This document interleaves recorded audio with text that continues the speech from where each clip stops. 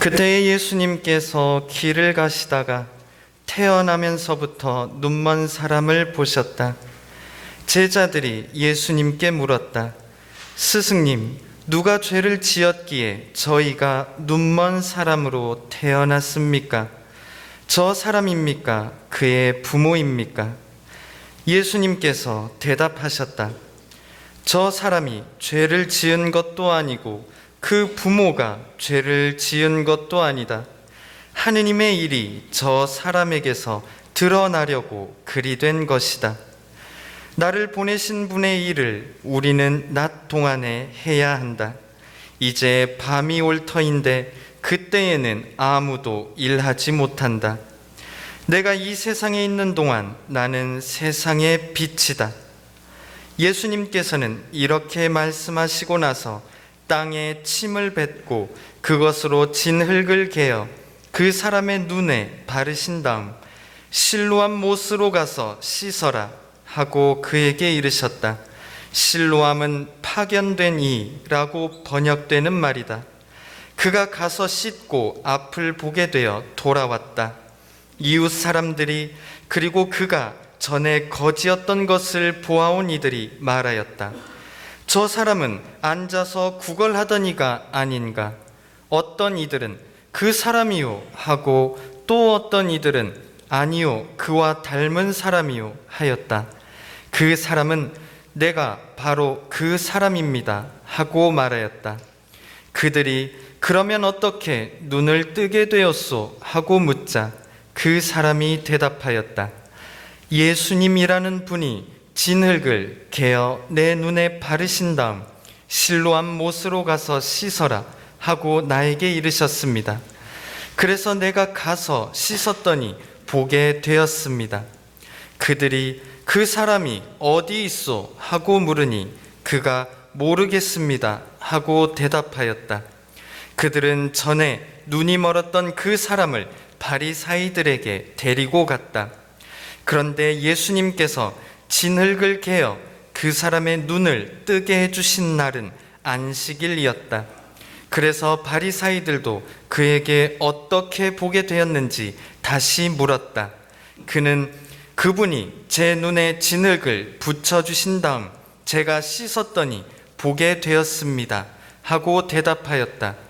바리사이들 가운데 몇몇은 그는 안식일을 지키지 않으므로 하느님에게서 온 사람이 아니오 하고 어떤 이들은 죄인이 어떻게 그런 표징을 일으킬 수 있겠소 하여 그들 사이에 논란이 일어났다. 그리하여 그들이 눈이 멀었던 이에게 다시 물었다.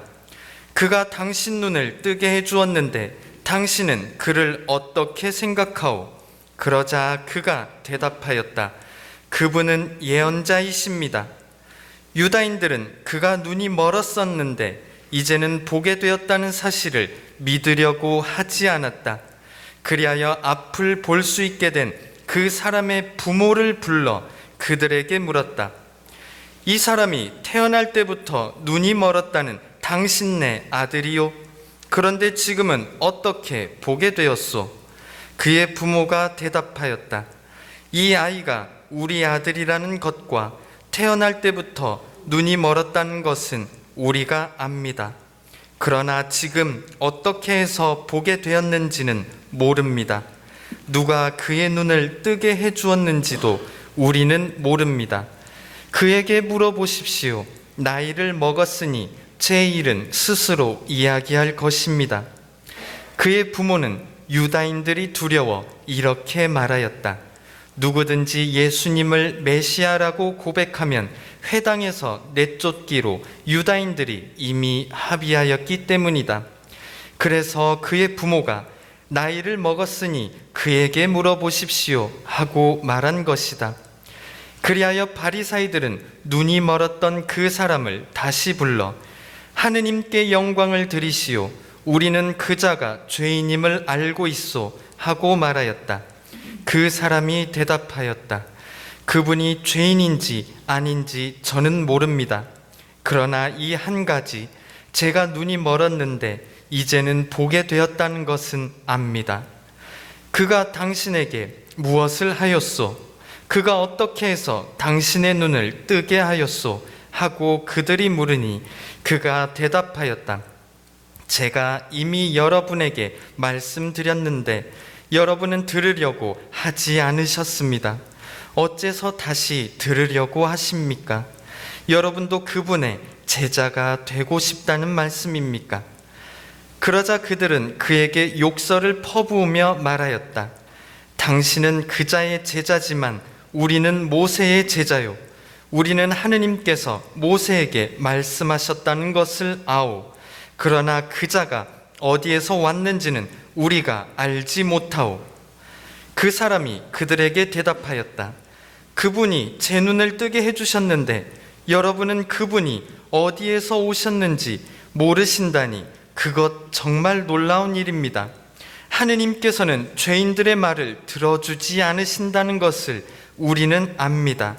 그러나 누가 하느님을 경외하고 그분의 뜻을 실천하면 그 사람의 말은 들어주십니다. 태어날 때부터 눈이 먼 사람의 눈을 누가 뜨게 해주었다는 말을 일찍이 들어본 적이 없습니다. 그분이 하느님에게서 오지 않으셨으면 아무것도 하실 수 없었을 것입니다. 그러자 그들은 당신은 완전히 죄 중에 태어났으면서 우리를 가르치려고 드는 것이요 하며 그를 밖으로 내쫓아 버렸다. 그가 밖으로 내쫓겼다는 말을 들으신 예수님께서는 그를 만나시자 너는 사람의 아들을 믿느냐 하고 물으셨다. 그 사람이 선생님, 그분이 누구이십니까? 제가 그분을 믿을 수 있도록 말씀해 주십시오 하고 대답하자 예수님께서 그에게 이르셨다. 너는 이미 그를 보았다. 너와 말하는 사람이 바로 그다. 그는 주님, 저는 믿습니다 하며 예수님께 경배하였다. 그때에 예수님께서 이르셨다. 나는 이 세상을 심판하러 왔다. 보지 못하는 이들은 보고 보는 이들은 눈먼 자가 되게 하려는 것이다. 예수님과 함께 있던 몇몇 바리사이가 이 말씀을 듣고 예수님께 우리도 눈먼 자라는 말은 아니겠지요 하고 말하였다. 예수님께서 그들에게 이르셨다. 너희가 눈먼 사람이었으면 오히려 죄가 없었을 것이다. 그러나 지금 너희가 우리는 잘 본다 하고 있으니 너희 죄는 그대로 남아 있다. 주님의 말씀입니다.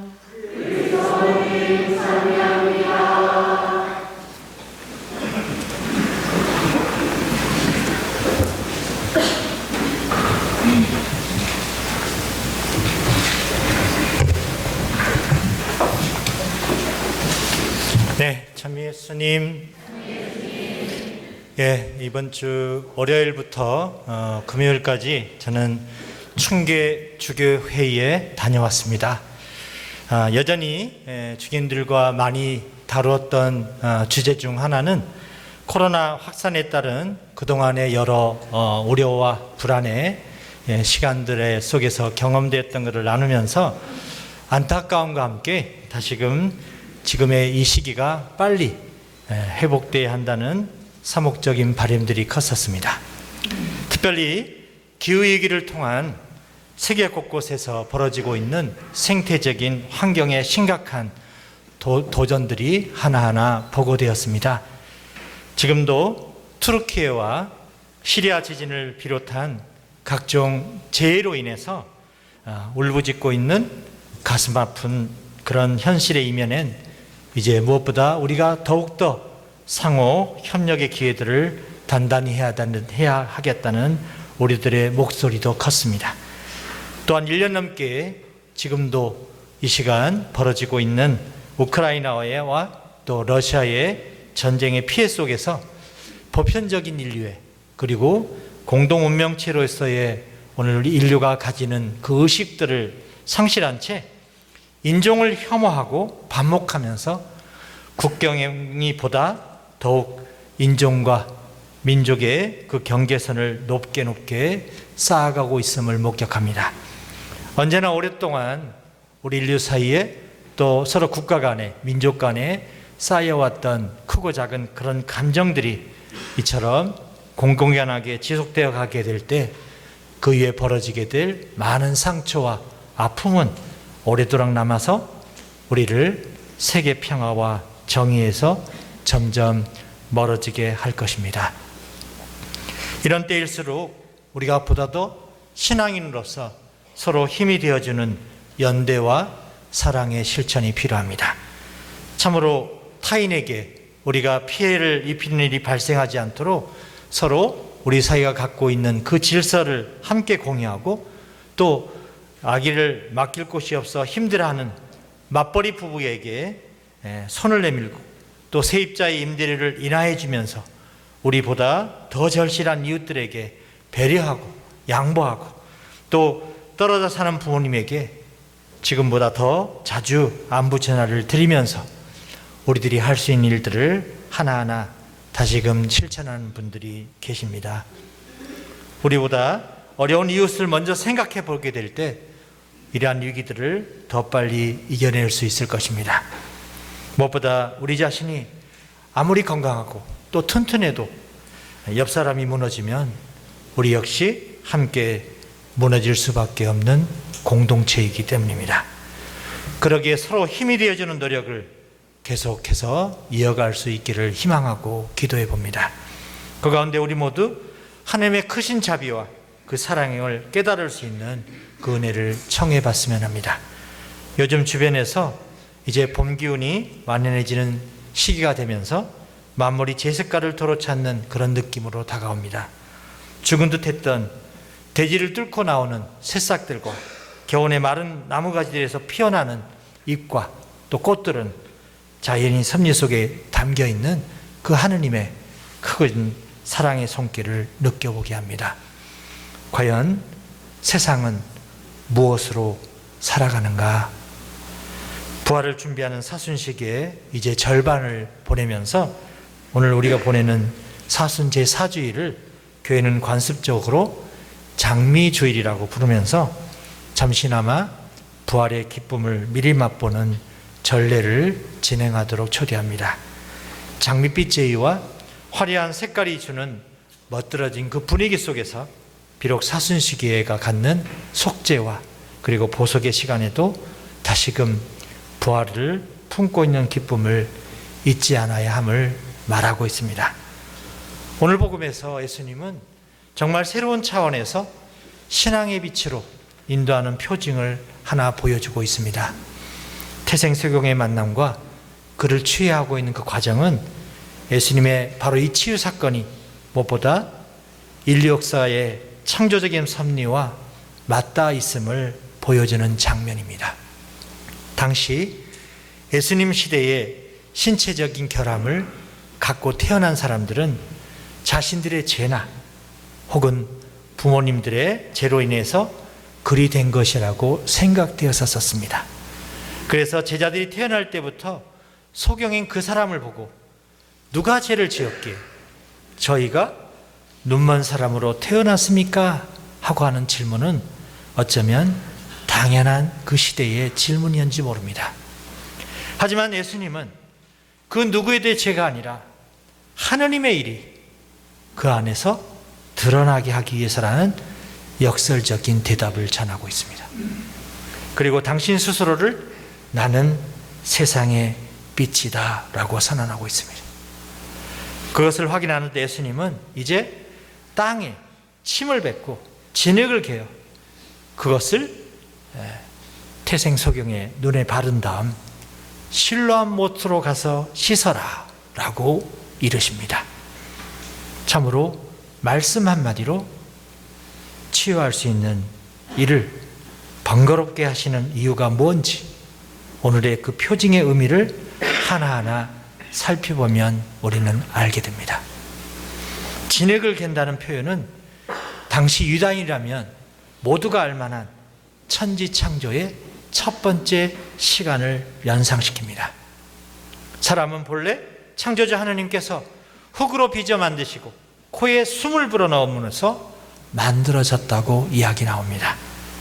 그러나 오늘 복음에서 바로 그 흙을 그의 눈에 발랐다는 것은 창조 과정에서 완전히 이루지 못한 한 인간의 모습을 상징합니다.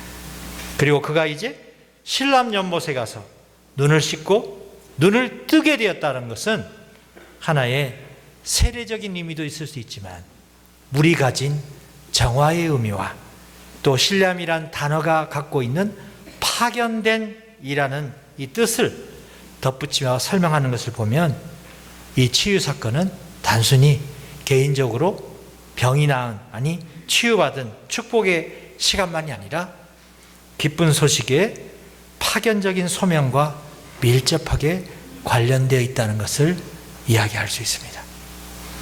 오늘날 우리가 직접 소경과 같은 체험을 직접 해보지 못했기 때문에 만약 여기 있는 우리가 갑자기 시력을 잃고 전혀 볼 수 없는 상황이 생긴다면 아마 엄청난 절망에 빠지게 될 것입니다.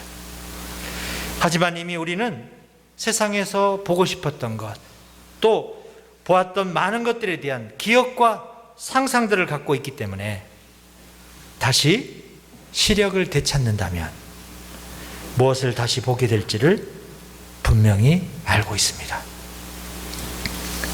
하지만 복음에 나오는 태생소경에게는 그런 체험이 불가능합니다. 그렇다면 소경이 처음 눈 떴을 때 본 것은 무엇이었을까? 바로 빛이었습니다.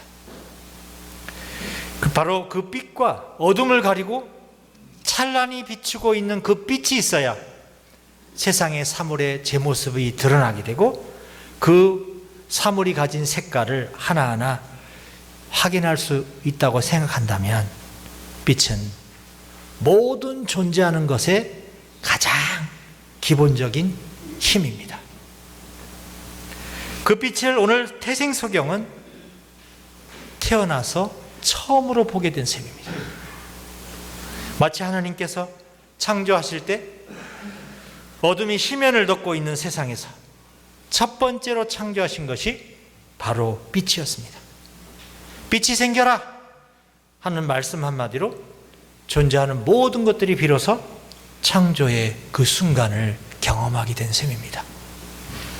그러니 소경이 첫 번째로 보게 된 그 빛은 역시 창조적 생명의 하나님의 그 손길 그 자체인지 모릅니다. 그러니 이제 창조된 첫 인간의 모습으로 회복된 새 인간, 새로운 인간을 상징한다고 말할 수 있겠습니다.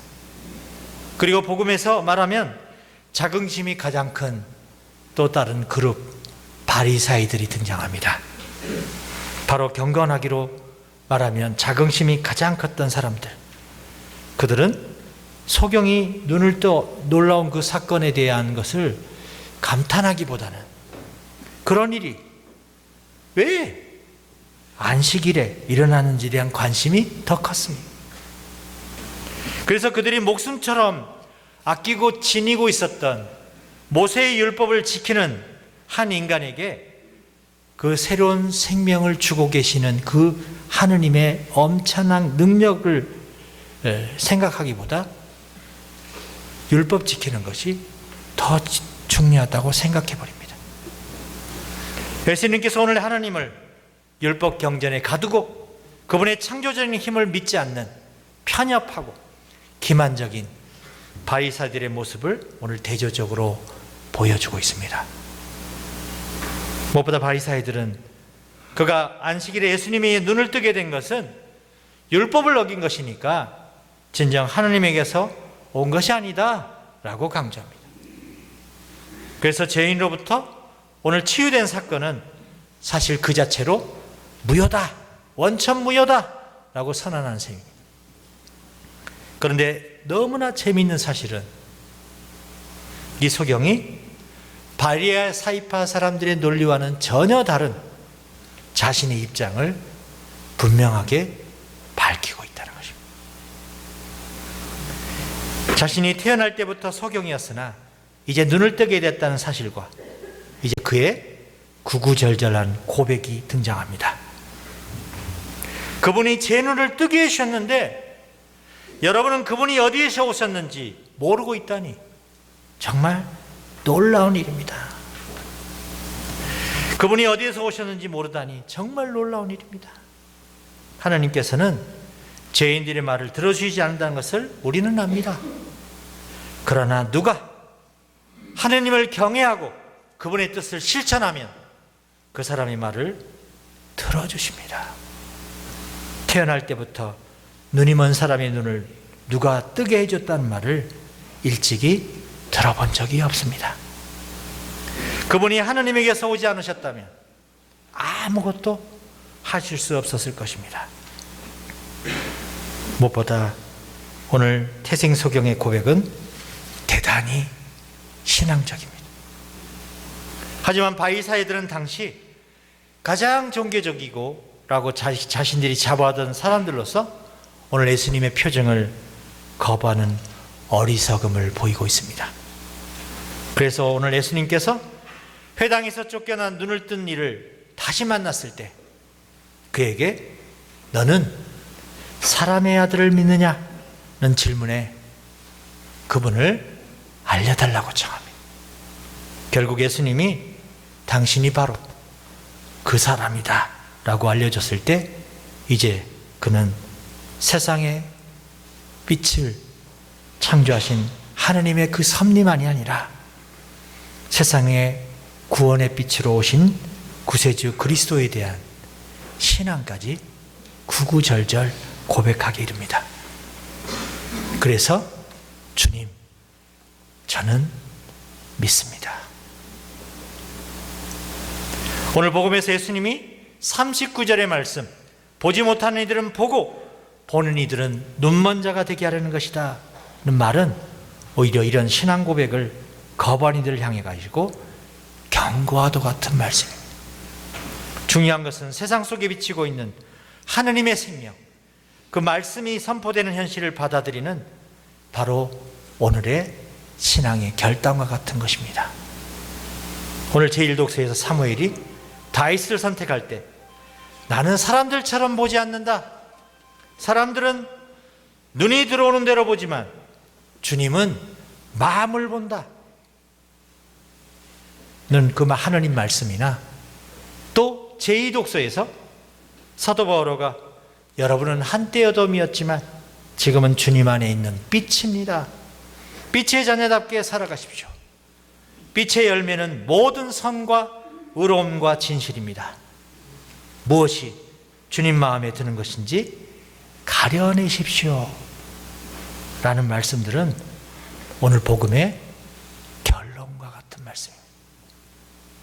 이제 빛의 자녀로 부름받은 우리들이 세상 속에 파견되고 그리스도의 빛을 증거해야 될 특별한 소명을 받았음을 상기합니다.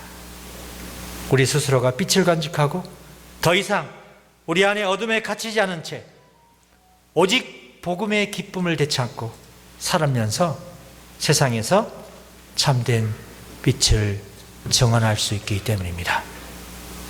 주님 안에 형제자매 여러분, 우리가 보내고 있는 사순 시기는 이제 이러한 빛을 본격적으로 기다리고 준비하는 엄청난 은총의 순간입니다.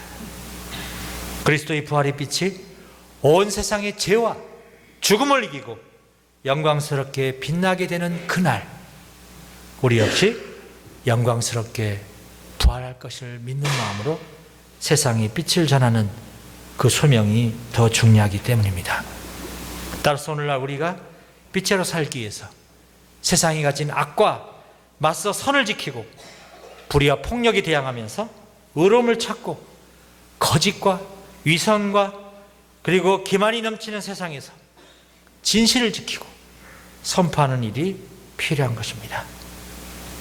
따라서 어느 때보다 중요한 것은 그리스도인들의 빛의 자녀로 살면서 그 열매를 맺어하는 중요한 소명이 오늘 우리 각자에게 있음을 상기시키고 있는 것입니다.